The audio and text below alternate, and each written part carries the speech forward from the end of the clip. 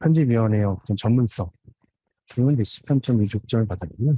그 다음에 논문 체제하고 이제 완전성, 가독성, 이것도 한 9.36을 받았고요. 그 다음에, 논문 초록 같은 것도 있고, 특히 연구 윤리, 강화 활동의 직접성과 엄정성에서 5점 만점 중에 이제 6.8점을 받았습니다. 그래서 총 합계로 보면 100점 만점에 90.44점을 받아갖고 그냥 비교적 높은 점수를 받았다고 할 수 있겠는데요. 그래서 이거에 대한 이제 평가자 총 5명이 어떤 평가를 내렸는지를 조금 살펴봤는데요. 일단 긍정적인 평가자 1에 해당되는 긍정적인 평가는 일단 국제화 수준이 상당히 높다, 노력을 하고 있다라는 좋은 평가를 주셨고, 특히 이제 인기 보장과 외국인 어떤 편집위원들이 다양하게 합수되어 있다라는 거였습니다. 이제 부정적인 게 좀 내용이 중요한 것 같은데요. 일단 편집의 연구 실적 수준 제고, 이거는 좀 더 편집위원들을 연구 실적이 좀 좋은 분들을 초빙을 해라라는 의미인데, 이건 좀 주관적인 요소가 좀 강한 것 같고요.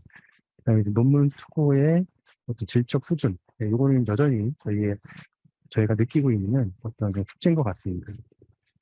그다음에 여기 좀 재미난 의견이 있었는데요. 이렇게 해외 학자에게 저희가 이제 논문 개재료를 무료로 하고 있는데, 과연 이게 논문의 어떤 질적 수준 향상에 도움이 될 것 같냐, 다시 한번 좀 고려를 해봐라라는 그런 의견도 있었습니다. 예. 그래서 좀 독특한 의견이어서 적어봤고요. 근데 평가자 두 번째에서는 긍정적인 평가는 대부분 1부터 5 평가자 중에 이제 국제화가 상당히 잘 돼 있는 것 같다라는 거였고요. 그다음에 평가자 2의 부정적인 의견으로는 이제 인용지수가 좀 낮고, 그다음에 앞에서 그 4점 만점 중에 1점을 받았던 논문 게재율이 너무 높다. 좀 리젝률을 조금 한 30-40%는 좀 유지해야 되는 게 좋을 것 같다라는 그런 어떤 그 지적을 해주셨고요. 그다음에 평가자 3 같은 경우는 논문을 좀 수준을 좀 높이도록 노력을 해라라는 거였고요.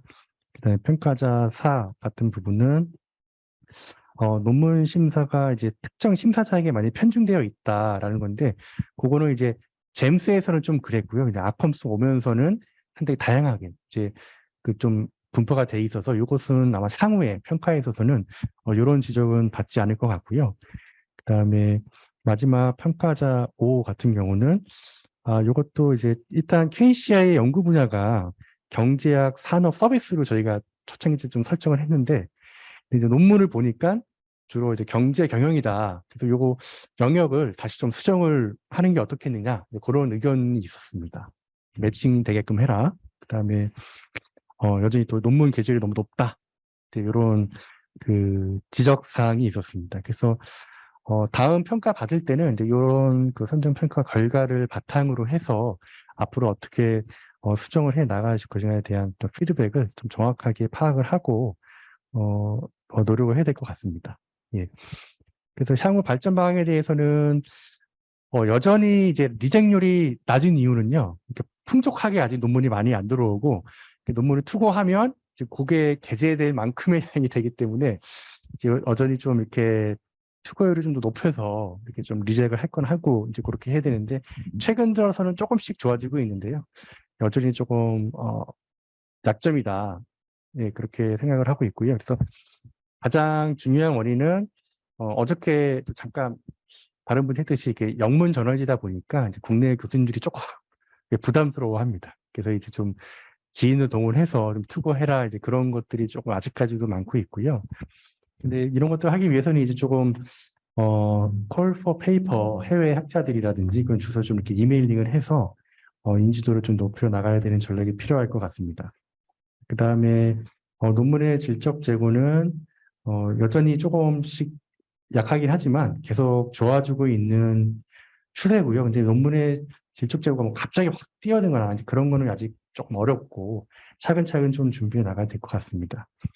그다음에 아까 그 강훈 교수님께서 말씀하셨듯이 스쿱스에서는 이렇게 되게 니치, 틈새와 관련돼 있는 그런 걸 해야 되는데, 저희가 이스트 아시아인데 여전히 이제 그 투고자의 다양성이 이스트 아시아가 여전히 부족한 상황이라서 요거와 관련돼서도 좀 중국이나 일본 그런 학자들과 좀 소통을 많이 해서 논문을 투고를 많이 하게끔 그렇게 좀 노력을 해야 될 것 같습니다. 예. 그래서 동아시아 영상학회지의 현황과 발전 방향은 이것으로 좀 마치도록 하겠습니다. 혹시 뭐 질문 있으면 나중에 뒷부분에서 또 하도록 하겠습니다. 제가 또 4차 산업학회라는 학회를 또 편집위원장을 맡고 있는데요. 이거는 아직까지 이제 등재 후보지도 아니고 올해 등재 후보지에 대한 요건을 좀 갖춰서 좀 이제 운행을 해야 되는 그런 상황이고요. 그래서 이거와 관련돼서는 간단하게 저희 학회지 소개하고요. 예.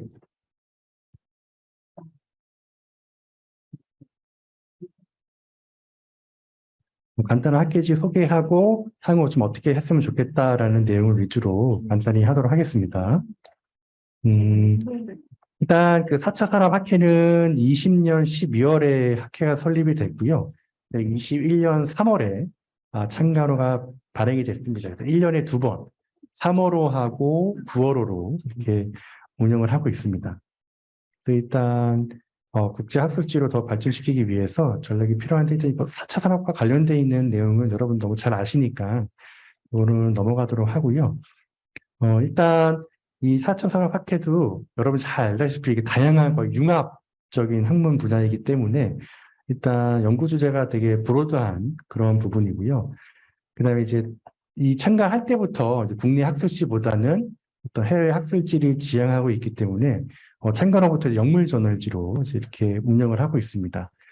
그래서 이제 초기에 좀 빠르게 정착하기 위해서는 코지사의 지원이 좀 많이 필요한 상황이고요. 일단 그 논문 투어가 잘 안 되고 있는데요. 그래서 작년에 다행히 그 이제 이러닝 학회가 있는데요. 거기에 학술지가 없는데 그러니까 저희 4차 산업 학술지를 자기네가 좀 이렇게 같이 이렇게 좀 뭐라 그럴까요? 공동으로 좀 운영을 하고 싶다라는 게 있어서 현재는 논문 모집은 거의 이제 그 이러닝 학회에 있는 연구자들이 투고를 해서 저희가 이제 게재를 하는 그런 형식으로 하고 있습니다.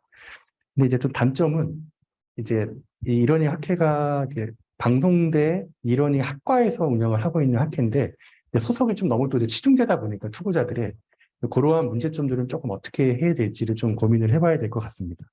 그래서 조금 혹시 코지사의 다른 저널지에 좀 이렇게 퀄리티가 좀 안 되는 논문들을 좀 이렇게 4차 사학회를 좀 보내주시면 저희가 좀 잘 이렇게 좀 해서 투고를 게재를 하는 그런 방향으로 하면 좋을 것 같습니다. 예, 이것으로 동아시아 경상학회하고 4차 산업학회 관련 내용을 마치도록 하겠습니다.